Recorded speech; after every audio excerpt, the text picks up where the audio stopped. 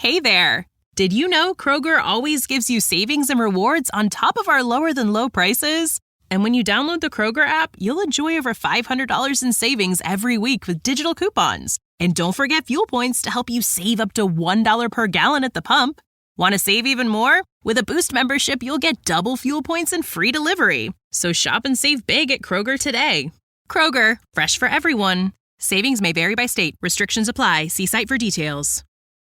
Why wait to see if you'll get something you like this Valentine's Day when you can go to BlueNile.com and find something you'll love? Whether you're looking to treat yourself to a little winter sparkle or show a galentine how much you appreciate them, Blue Nile offers a wide selection of high-quality designs, expert guidance, and free 30-day returns for the ultimate peace of mind. You can even design your own jewelry. Right now, save up to 50% at BlueNile.com. That's BlueNile.com.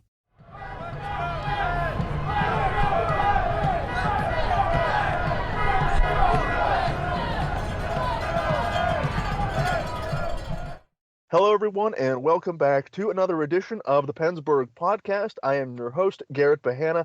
As always, alongside me, fellow PensBurgh contributor and co-host of the PensBurgh podcast, Robbie Noggle. Robbie, how have you been since last week's episode? I can't complain too much. We had some a nice little winter spring, I guess if you want to call it that. These past couple of days, I'd say it rained today, but some little warmer weather to enjoy. But fingers crossed that it's not that far off, that it's every day like that.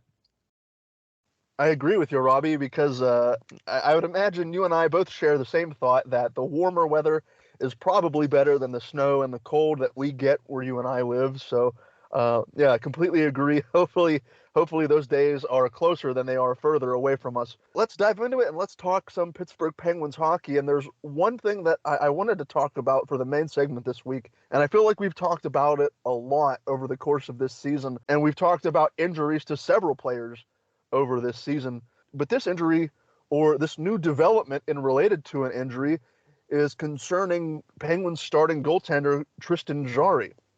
It's been reported that Jarry allegedly has some sort of chronic hip injury that may be attributed to some of his more recent injury woes.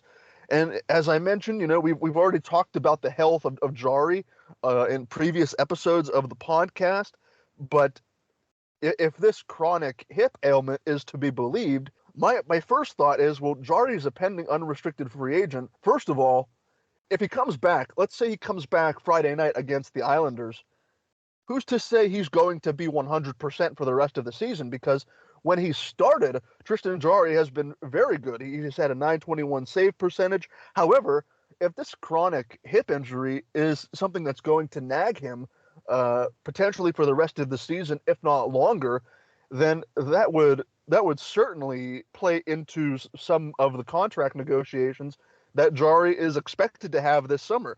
So I'll turn it over to you, Robbie. This news came out a couple of days ago, and we already know that the question mark regarding Jarry has been his durability. With this latest development and this chronic hip issue, where does this leave your confidence level in regards to the Penguins' future between the pipes? Because you mentioned it before on a previous episode, the Penguins don't really have a ton of quality young starting options outside of Tristan Jarry. So if this hip injury is to be believed, where does that leave you thinking about the future of the Penguins' goaltending situation? Yeah, that's exactly it when it comes to Jarry. And that is now that we know about the hip situation, and if that report does turn out to be true, that is a very, very serious issue that we have to take into consideration, because the hip issue, it sounds like based on that report, is leading to other injuries because he's compensating for that hip. He had a groin injury earlier in the year, which could be, if you know where the groin is, you can see how that could be related to the hip. We don't know exactly what this injury is right now that he's battling through, but if he has to compensate for the hip that's leading him to injure himself in other ways, then that is a very, very serious potential roadblock or hurdle to any kind of contract talks, let alone just looking at how it affects the rest of the season. He's already gone down twice. He's already in his second major injury stint this season, and he's clearly their best goalie on the roster. And you never know what you're going to get from Casey Smith. You could get the showing against the Ducks or the Sharks, where he was very good against the Sharks, and the Ducks didn't really challenge him, but he still was solid in that game. Or you can get what you get when he plays like he did against the Kings, where he gives up however many goals and they get shut out and it looks just ugly. And I understand it was coming off a back-to-backer. You're on the road. It's not easy, but there was goals in that game that were it just wasn't a good performance regardless. And maybe he shouldn't have started at all in that game. But as it goes to Tristan Jarry, he's your number one. And starting with just this season, you hope that when he does come back, that this hip issue, if it's the hip issue, doesn't aggravate itself or causes him to injure himself in another way if he has to make up for it. And then two, from a long-term perspective for the contract extension, hip injuries can be absolutely devastating to all athletes, but especially hockey players. Only a few have ever got successful major hip surgeries, depending on what the issue was, that have ever come back and played. If you remember, Ryan Kessler had a hip resurfacing that ended his career. If you're a tennis fan, Andy Murray, great tennis player, had a hip resurfacing, and while it looked like his career was over, he basically announced his retirement.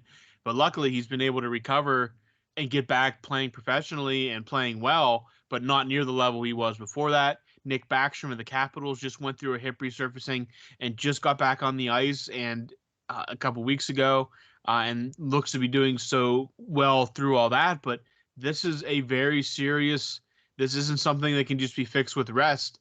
If they have to go to the knife or something more serious, extensive rehab for this hip issue, then it throws everything into question in terms of Tristan Jarry's future in Pittsburgh and what the Penguins are willing to pay him and what kind of term they are willing to give him on a new contract if this hip issue is, one, present, and two, serious enough that it's causing issues with his overall health. And just looking ahead into the future, even if the Penguins wanted to explore other free agent goaltenders, let's say Jarry's injuries kind of shy the Penguins away. It's not like what the Penguins would be getting on the potential free agent market this summer doesn't really inspire a whole lot of confidence. You're talking about goaltenders like Semyon Varlamov, Alex Nedeljkovic, Freddie Andersen, just to name a few. These goaltenders have started and have been rather successful starters at various points throughout their careers. But I don't think you look at any of these three main goaltenders, and there were other goaltenders on the list as well that I was looking at that are set to hit the open market. But it's not like any of these goaltenders, for one reason or another, they're not going to really inspire a whole lot of confidence, whether it's age or poor, inconsistent play or another combination of factors. So if the Penguins do go the external route, if they decide to let Tristan Jarry walk, which I still don't think Jarry is going to walk. I still think that the Penguins are probably going to find a way to extend him even through all this. We don't know the severity of this injury. Again, this is coming from various reports, most notably from Frank Saravalli, who is a reputable NHL insider. So where there's smoke, there may be fire. But again, we just don't know the real severity, the real extent of Jarry's injuries.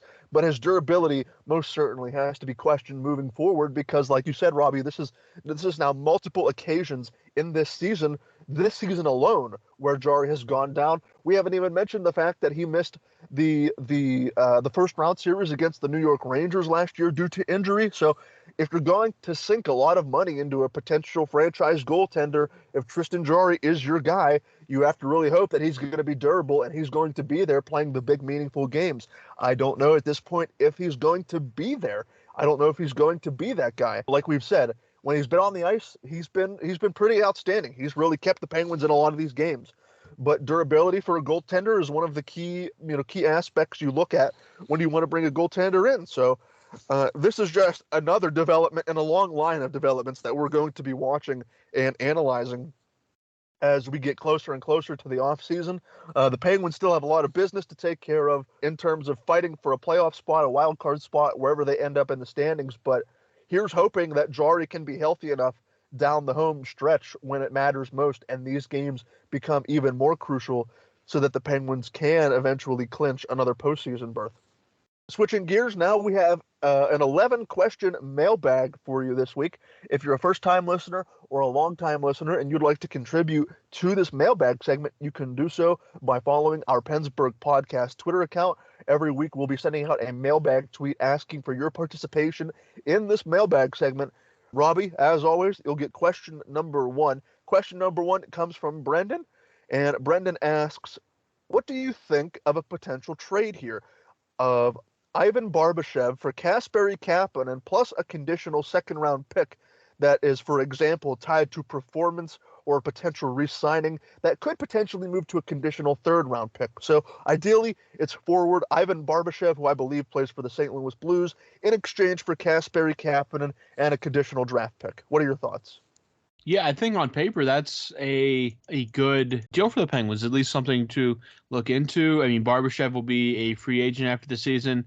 Obviously, we know Kapanen with his contract, and the performance just isn't there for what he's being paid. I think Barbashev would be a nice addition to the Penguins' bottom six. And again, Barbashev, I mean, he has experience. He's won a cup. The pick, I think, as long as it's not that first pick, I think Ron Hextall is more than comfortable moving a pick that is not that first round pick. And then if you tie in conditions to it, either they make the Eastern Conference Final, or he scores, or he plays in so many games, a certain percentage of games, or he does resign in the offseason with the Penguins, it goes from one kind of pick to another. Yeah, I think stuff like that is completely on the table for the Penguins. It's a fair deal. It is a deal that the Penguins can work the money to make it work, as we talked about last week, that any trade the Penguins make, the money is going to have to work. So there's going to have to be player movement, more likely than not. But yeah, I think overall, on paper, Barbashev would be an upgrade for the Penguins. And again, moving Kapanen to make the money work, and then throwing in a draft pick to sweeten the deal to get him. And then if it's a conditional, if it's not, I don't think that really matters too much. But yeah, I think if that's a deal the Penguins can make, then I think that's something they look into, because I think Barbashev is definitely good enough of a player that improves this team. If he comes over from St. Louis, he improves the bottom six, and he brings the experience with him as well. And I think overall, it's definitely a name that the Penguins should be looking into if they haven't already. And I think that's somebody the fans would be very happy with. Question number 2 is from Brendan again. What do you think about a fan contributor discussion call a couple times a year? There are 3 or 4 of us who are regular contributors. Might be fun to have a preseason, midseason, and postseason call with a few of us for next year. Just an idea. So over the last couple of weeks, if you're a regular listener, you know that due to some recent developments, the PensBurgh podcast is going to undergo a few changes, and we're very much in the thick of things right now. Robbie and I are talking with a few people and getting this project off the ground. But it's funny how Brendan submitted a question like this right in the middle of us trying to basically rebrand and reform the podcast. But yes, this is a great idea, as Brendan said. I think he's right. There are the fact that we have regular mailbag contributors like Brendan and Brian and a few others constantly asking questions. We've said from the start, getting the listener interaction and the listener involvement in this podcast is one of the reasons why I think it's grown to the point that it's grown to. If we're fortunate enough, if we're lucky enough, after this rebrand of sorts coming in the next couple of weeks, we're hoping that we can even take this podcast to even higher levels than what it's at right now. So if you like what you're listening to, or if you're a first-time listener finding the PensBurgh podcast or some Penguins podcasts for the first time, we really appreciate you listening to the podcast. I will definitely be taking Brendan's idea, because one of the things we talked about, Robbie and I and a couple other people who are spearheading this project, is different ways to create different audio content. And this might be one of those ways that we create that new audio content. Instead of one weekly episode for Robbie and I, maybe this is another avenue to explore that can continue to increase and involve our listeners who like to listen to this sort of thing. So absolutely. A funny coincidence that, Brendan, you submit a question like this or an idea like this, but absolutely, this is something that's going to be on the table in the future. I'm definitely going to write it down and have it saved in the future for when we do start that rebrand and we do start reforming what was once considered the PensBurgh podcast into the future. Question number 3, also from Brendan. Robbie, do you feel like Sam Poulin is done for the season because of his personal absence this year? Despite only being 21 years of age, it seems like a shame because he has the talent, the size, and the speed that you'd like to see in regular NHL players. Yeah, so from everything we know, it definitely sounds like Sam Poulin is out for or will not play the rest of this season at any level. He took a personal absence earlier in the season, well before Christmas. He stepped away from the Wilkes-Barre-Scranton Penguins and took some personal time, took a leave of absence. So, yeah, it seems like at this point, we're past the middle of February now, that it definitely seems like he won't play anymore this year, unless I'd be gladly happy to be proven wrong. But what that does for the rest of his career, I don't know. Maybe he just needed some time away from the game to kind of recenter himself, clear his mind, and kind of refocus on his priorities and getting his own life where he wants it, where he feels best. So as for the rest of his career, that's obviously up in the air. We have no idea. But as for this season, likely not. And yeah, he had a kind of a cameo in the NHL this year. Looked good at times. Looked kind of like he brought a spark to the lineup. He has that big body. He does have some skill. He's maybe better than any option the Penguins have on the bottom 6 right now. But I think, yeah, at least for this year, it looks like Sam Poulin won't play any more hockey.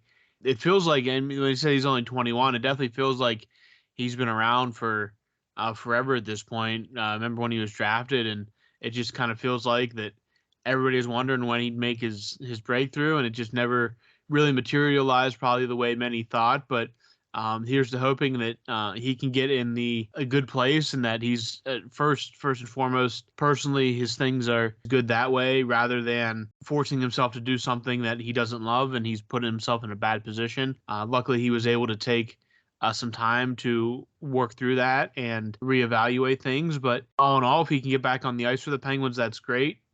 I think there is a spot for him in the NHL at some point, but if not, his own mental health is the most important, and we wish him the best that way. But yeah, for this year, I really don't see Sam Poulin lacing up the skates anymore this season. Question number 4 from Brian. I just want to follow up on Garrett saying to go after Domi and Jordan Staal this offseason with a double yes really would help fill out the bottom 6. So this is funny. Last weekend we had a question talking about potential free agents that the Penguins could go after, some that we haven't discussed previously on the podcast.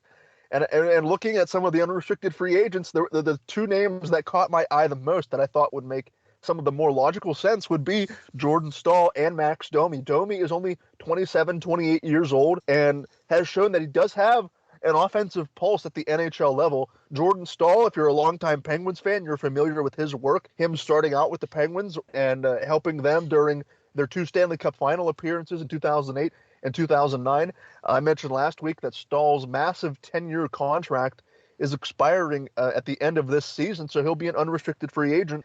And I said last week, I'll be the one conducting the Jordan Staal reunion train, and I stand by that, especially with Brian absolutely giving me a double yes. Well, that's just giving me even more ammunition, even more fuel to the fire to bring either Max Domi or Jordan Staal to Pittsburgh. So let's keep manifesting it, and hopefully by hook or by crook, it'll happen, and the Penguins can be well on their way to having a revamped bottom 6 heading into next season.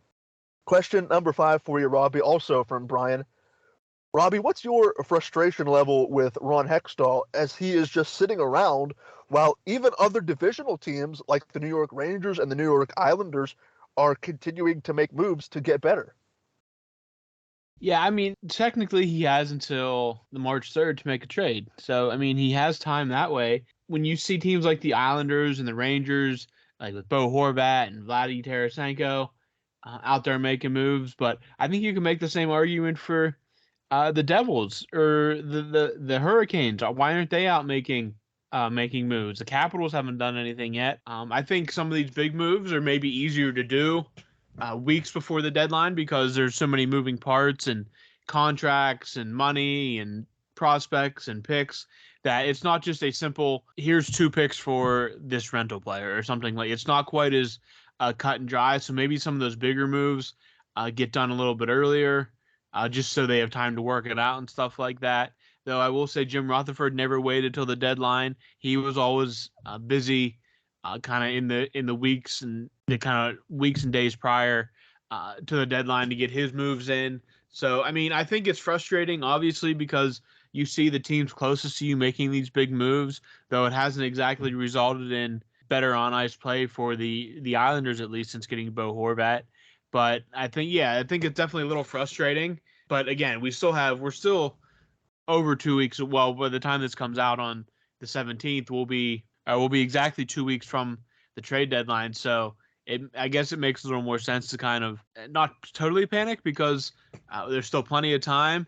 And again, some of these deals that we've seen already could be just more out of the size of the deal and the players involved, just trying to iron it out as quick as possible so they don't run into any last-minute hang-ups that could force the trade to be nullified and not get done. So, I mean, you still have 2 weeks. Is it frustrating a little bit? Yeah, because especially when 2 of your biggest rivals have gone out and made improvements, and especially when the Penguins, like, the holes are so obvious that you think that they try to get something sooner rather than later. But again, these holes have been obvious all season, and nothing really has been done, either call-ups or trades at this point. So I guess if we waited this long, what's the use in panicking now and not just waiting for a few more weeks? Question number 6 from Brian. Plus minus, what's the point?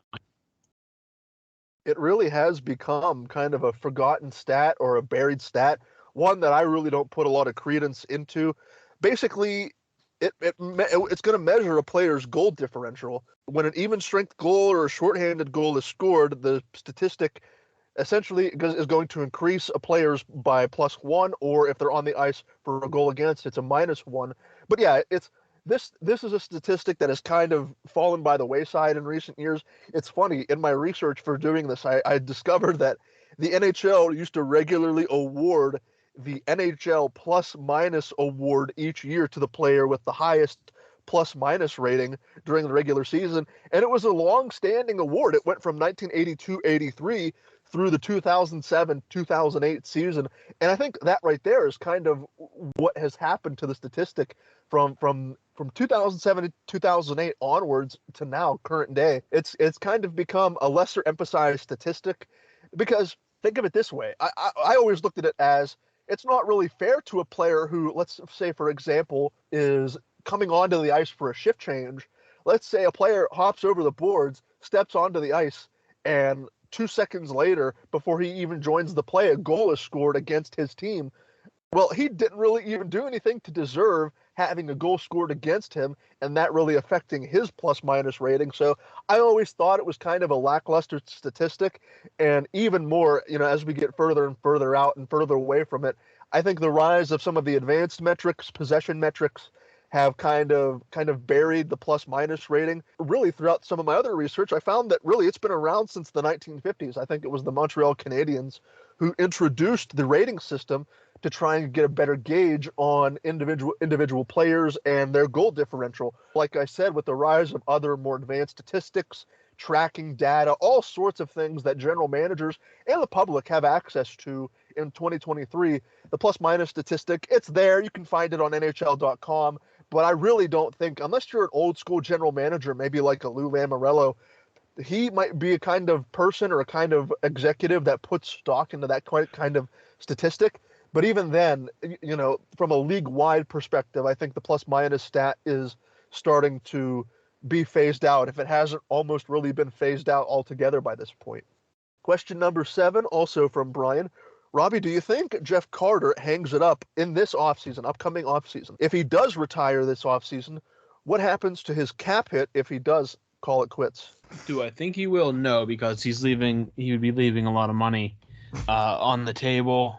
So I had to look this up exactly what the deal is. Basically, the Penguins will not be on the hook for paying him the remaining of his contract and stuff like that. Basically, he'd just be retiring and the contract would be no more. But since he signed a 35-plus deal, meaning he was over 35 years of age when the deal was signed, the Penguins would still be on the hook cap-wise. So whatever his cap number is would still go against the Penguins' salary cap next season. They wouldn't have to physically pay him out in the form of a check unless there'd be some kind of like settlement, I guess. But overall, the salary cap hit would still be there. So in a way, it would still cost them. And again, maybe, I mean, the way Carter's played this year, maybe he's better off retiring and the Penguins just taking that salary cap penalty for a season for him not to be on the ice. But do I think he retires? No. He has kids. He has a family. I think he'd like the rest of that contract to be paid out. And I really, can't blame him. I mean, I'd probably do the same thing if I could still physically do it. So I don't think he hangs him up. I really don't see that happening. But if he does, the Penguins, at least salary cap wise, would still be on the hook next season for the rest of that contract since it's a 35-plus contract. But as for paying him, it sounds like they wouldn't actually have to actually pay him. It would just be a salary cap penalty. Brian, again, with question number 8. What a complete savage Jaromir Jagr is. 51 years old and still competing. What's it going to take to get him to finally retire and get the jersey in the rafters alongside 66 where it rightfully belongs? You could also make an argument that 68 should be retired league-wide with 66. I agree. I agree. We'll start at the end. I agree that you can definitely make the argument that Jagr and Lemieux could be retired league-wide. Now, that may be a little bit of Penguins fan bias coming out, but you could definitely make the argument for what they accomplished while they were playing and the different ways that they accomplished what they did. Lemieux coming back from all of the injuries that he dealt with and beating cancer, coming back for a second run, and Jagr playing in the NHL up through the 2017-2018 season and still playing professional hockey. I remember reading a couple of years ago, there was an article that I'm glad I found before we started recording. It was an article I found on Yahoo Sports, and it basically details, and this was as of 2021, so this was even a couple of years old, but it basically goes into detail why Jagr is still playing. And essentially, in his own words, he feels like he has a responsibility, and he has no choice but to keep playing, even in his advanced age, because the team that he owns, the team that he plays for in the Czech Republic. I think it's Kladno. I think that's how you pronounce the name of the team, Kladno in the Czech Republic. He owns the team, and he's obviously still an active player with the team. He's gone on record and said that he feels like he's obligated to continue playing. He said, as long as my father still breathes, I have a responsibility to the club. Otherwise, I wouldn't fly here and be making a fool of myself. But if I quit, the partners and the sponsors would leave and the club may be done. In Jagr's words, he has no choice but to keep playing, which sounds kind of sad when you read Jagr's own words and you put it into that perspective. He feels like he has to keep going for the financial sake of this hockey club. And so that's why Jagr hasn't retired yet, because there have been confirmed reports about what the Penguins want to do and what Jagr wants to do when he does officially retire. I think Phil Bourque gave an interview just a couple of months ago when he chatted with Jaromir Jagr, saying that Jagr had this elaborate plan kind of mapped out in his head. He wanted the Penguins to come over to his country, play in one of the NHL Global Series games in Prague, I think. He wanted to have a ceremony in Prague, and then he would follow the Penguins back to Pittsburgh and have a formal retirement ceremony in Pittsburgh with obviously the jersey going up into the rafters. So I think everything is just about set in stone. We just have to wait for Jagr to officially say, I'm done playing professional hockey for good. Judging at what he's doing right now at 51 years old, just turning 51 the other day, boy, oh boy, I don't know how much longer he deems it necessary to still play professional hockey. If this sort of thing is weighing on his mind every day when he steps out onto the ice, he's playing for the sake of this club that he feels he has to keep going. Who knows how long he might be able to do it.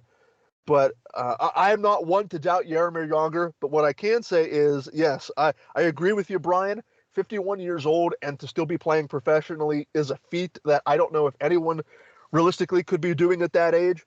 But yes, I think the Penguins and Jagr have since mended fences, and it's only a matter of time. It's a matter of when, not if, Jagr's number finally does get retired.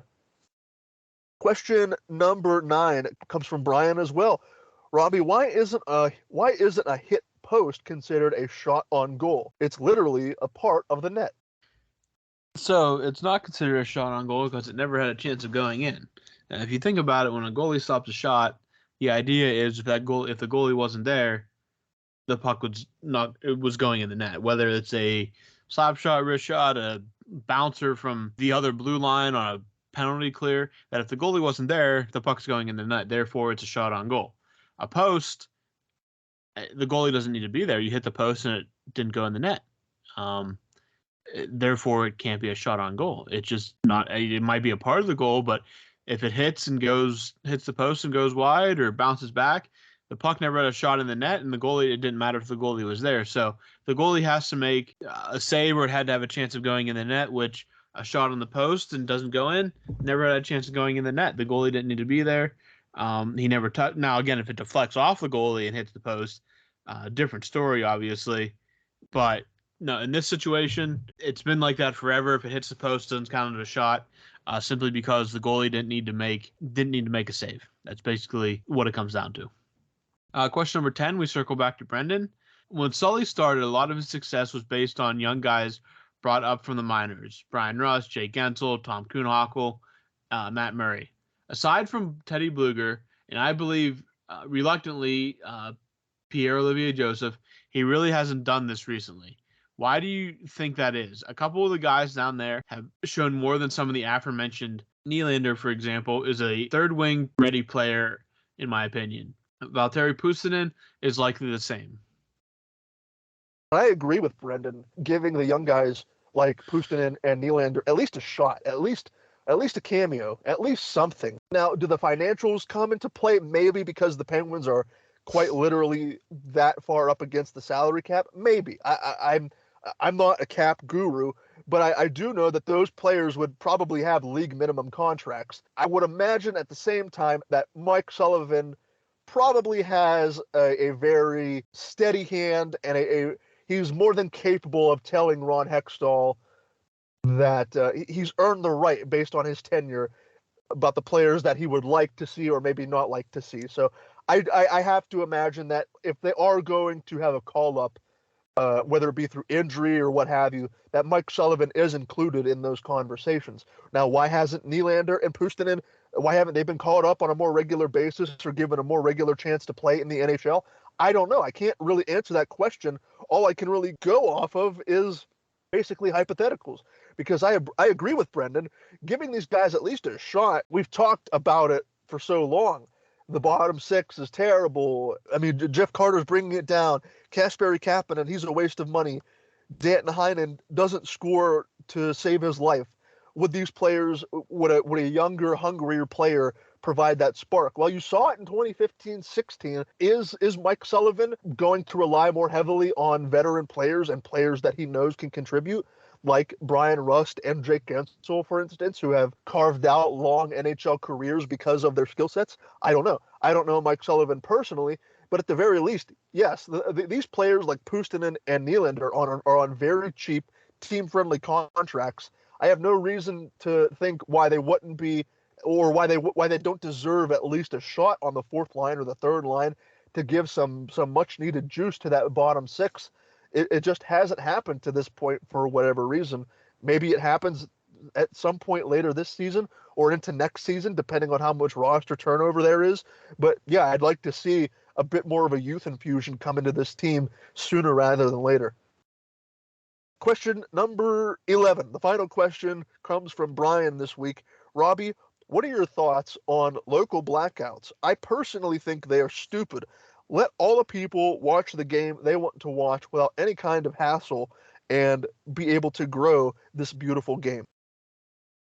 So, yeah, blackouts exist basically to protect the rights of your local TV distributors like AT&T Sports Network, the Roots that still exist in some areas, the Fox Sports local stations, your NBC Philly and stuff like that. Because basically, if I could sign up for ESPN Plus for, let's say, $10 a month and watch any hockey game, even my local Penguins games, I'd do that rather than pay a more exorbitant cable or streaming fee.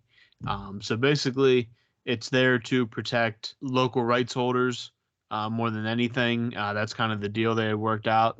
That's why television deals are dealt between teams and individual markets to carry games. And yeah, I mean, blackouts, obviously, I mean, some blackout rules are extremely, extremely strict. Some aren't quite as strict.